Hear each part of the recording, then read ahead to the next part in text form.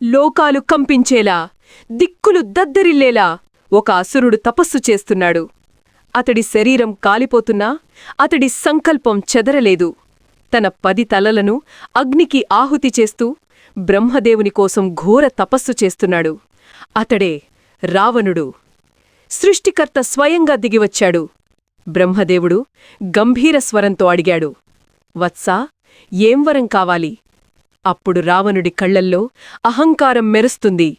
దేవతలు నన్ను చంపలేరు, దానవులు నన్ను ఓడించలేరు, గంధర్వులు, నాగులు, యక్షులు ఎవ్వరూ నన్ను సంహరించలేరు అని వరం కోరాడు. బ్రహ్మదేవుడు తథాస్తు అన్నాడు. కాని అక్కడే జరిగింది పెద్ద తప్పు. మనిషిని లెక్కలోకి తీసుకోలేదు రావణుడు.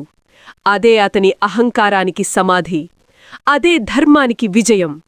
అందుకే అవతరించాడు శ్రీరాముడు, అధర్మాన్ని అంతం చేయడానికి. ధర్మం ఎప్పుడూ గెలుస్తుంది. ఇదే భారతీయ ఇతిహాసాల శాశ్వత సత్యం.